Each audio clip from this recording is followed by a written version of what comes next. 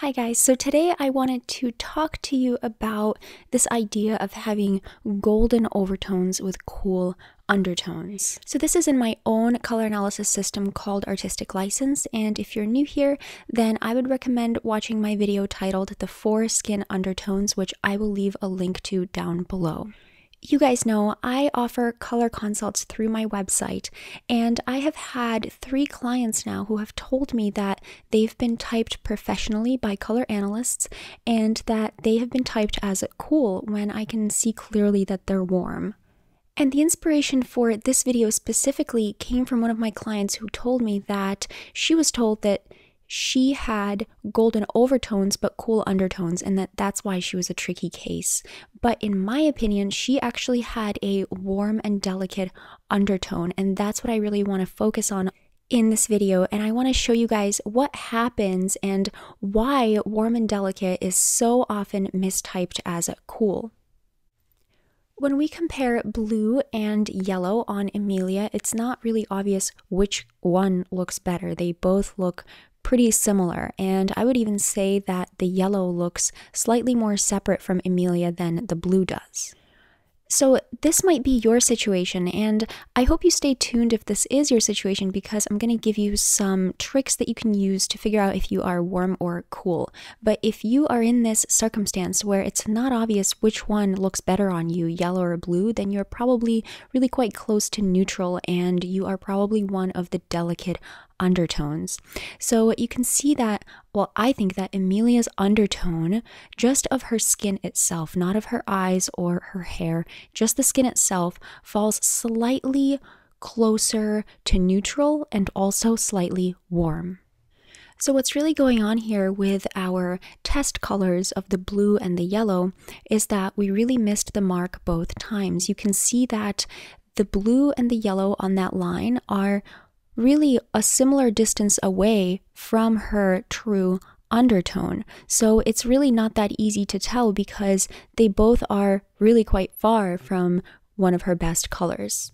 So what we want to do instead is to bring our colors, our test colors, closer to neutral so that we can see which one looks better more clearly. And now you can see that those 2 X's, those will be our test colors. And the X on the left is about 3 times as far as the X on the right because we got closer to neutral. We got closer to Emilia's undertones, so that is really going to help us discern this subtle difference between warm and cool for Emilia because she is so close to neutral. Let me give you guys some examples. A great set of colors to test is a cool pink versus a peach, and now you can see, or I hope you can see what I see, and you can see that Emilia on the left looks slightly yellowed against that cool pink, and on the right in the peach she looks like she is softly glowing, and this gives us an indication that Emilia is warm and delicate. She looks better in the peach than she does in the pink, and the cool pink looks a tiny bit separate from her. Another great set of test colors to try is gray versus cream. And so you can see how on the left that gray looks all right on Emilia, because I also want to weave in another point here that warm undertones just don't look as bad in their worst colors as cool undertones do. So if you're a warm undertone, and especially if you're warm and delicate like Emilia, you are definitely the most likely mistyped undertone because you really don't look that bad in anything, and you're also not obviously warm. So people will just call you cool, and since you don't look that bad in those colors, then you'll just go ahead and keep wearing cool colors. But really you can see that Emilia is so much more glowy and so much more radiant in that cream, soft golden color than she is in the gray, and I would much prefer to see her in that color on the right. So Emilia's skin undertone, her skin itself is warm and delicate. She looks amazing in warm, delicate colors, warm, muted colors, such as a cream, a warm gray, like in that dress there in the middle. And when her hair is darker, she looks amazing in terracotta or a warm burgundy, and she also looks amazing in olive green as well, like on the right. And I really love the example on the far left because that's another way that she can tie in her darker hair into her overall look with that darker belt, and I think that looks really wonderful on her, and I love all of these colors on her. Peach is also one of her best colors. She looks so amazing in both of these images, and I really like the image on the left too, because you can see that it's a pretty low contrast look with lighter colors just like her coloring. And not only that, some of that detailing on the dress is a bit darker, and it brings in her slightly darker roots and her slightly darker eyebrows, and overall the coloring of the whole look just looks so amazing. And that pink color is only slightly warm, only slightly tending toward peach. It's certainly not an ash pink, and it looks so amazing against her skin, and she looks really great.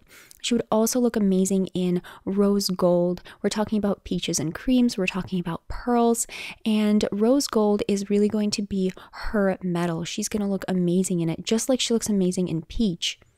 So after seeing those images before and setting our standard a little bit higher for how harmonious she's going to look and how glowing her skin should look in her best colors, we can see now that the image on the left is really not one of her best colors at all. She looks all right in it because she's a warm undertone, but when you look at that image on the left, all you can really see is her dark hair, her dark eyes, and those two black lines on the dress and the dress itself, and she sort of fades into the background.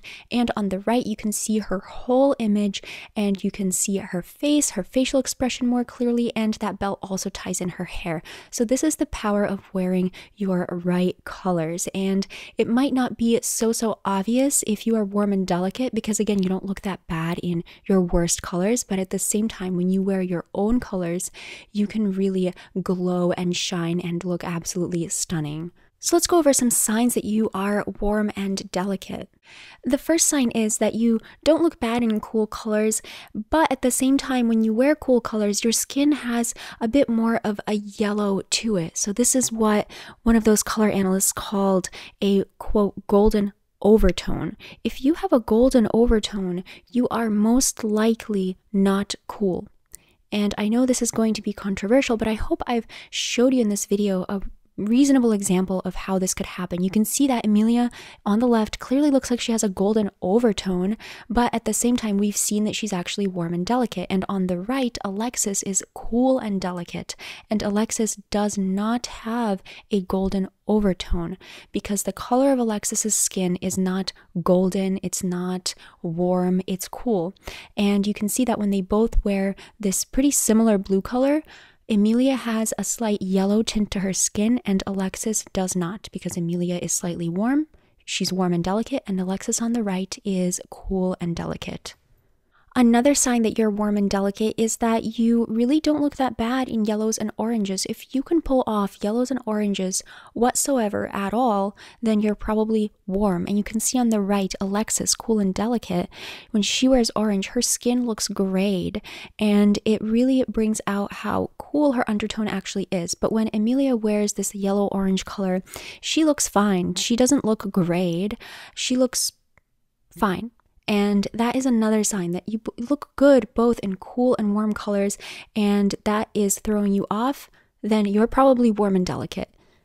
That difference for cool and delicate is really large. You can see how much better Alexis looks on the left in the cool color than she does in the warm color on the right.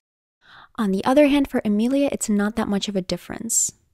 So the next thing I want to talk about is the gold versus silver test. So gold versus silver does not work to determine warm and delicate versus cool and delicate, even though gold versus silver is not actually inherently a horrible test like all the color analysts will have you believe. But I want to give you an alternative that you can do instead of gold and silver to test if you are warm and delicate or cool and delicate. So you can see these three warm and delicate ladies and how the gold looks a little bit separate from them, and they almost look cool in comparison to the gold. And again, this is why warm and delicate will so often be mistyped as cool when they're actually warm. And you can see that the gold looks a little bit separate from them. And when they wear silver, it's almost like they look better in silver than they do in gold. So wouldn't that mean that they are actually cool? Well, not exactly. What's really happening with the gold is that the gold is much warmer and the silver is closer to neutral. So you could see on that line there, and you can see Cate Blanchett, she is warm and delicate, unanimously mistyped as cool, And you can see that Kate looks better in the silver than she does in the gold, but that's because when you look at that line, that spectrum of her undertone, you can see, of course, that the silver is closer to her undertone than the gold is, but that does not mean that she is cool. When we bring our test colors closer, you can see now that the one on the right, that little X, is about 3 times closer to her undertone as the silver on the left. And so you can see in the photos too how different this looks. You can see how harmonious that rose gold looks against her skin on the right. And then when you look at the left, you might say, well, she looks pretty good. And I completely agree. I think she looks good in silver, and I would not tell her never wear silver again. But it's also helpful for her to know that rose gold is really one of her best metals and not necessarily silver. And you can see how maybe her skin on the left looks just a teeny tiny bit yellowed, and on the right, that color against her skin, the rose gold, is really harmonious, and it's really no competition, of course, against that yellow gold that we saw in the previous example. And I really love the image on the right too, because you can see how those yellow gloves look so separate from her, and that color even around her face, near her face, is a little bit overpowering and distracting. So this is really how warm and delicate she is, but that rose gold peach color is really perfect. So a test you could do is you could take some kind of antique silver. Be sure that it's not this kind of really, really clear platinum type of silver, and go for an antique silver like on the left versus rose gold. Or if you don't have rose gold, you could do brass, you could do copper, something that has a slight peach, pinky, but warm type of a tint to it. So brass and copper are great examples of a warm and delicate metal, and antique silver is a good test for cool and delicate. And take a look at which one looks the most harmonious against your skin, and that is a better test, or a more tailored test to figure out if you are warm or cool, if the gold versus silver test didn't really work out for you and wasn't obvious for you. So that's it, you guys. Thank you so much for watching. I will talk to you next time. You can check out my color consults, and I think I will leave a link down below to some color palettes that I have on my website, and also leave some comments down below. Let me know what you think. Are you actually warm and delicate after watching this video? Is that something that you realized about yourself maybe? Do you have any more tips for people? And also, do you have any video requests? So thanks for watching, and I will talk to you next time.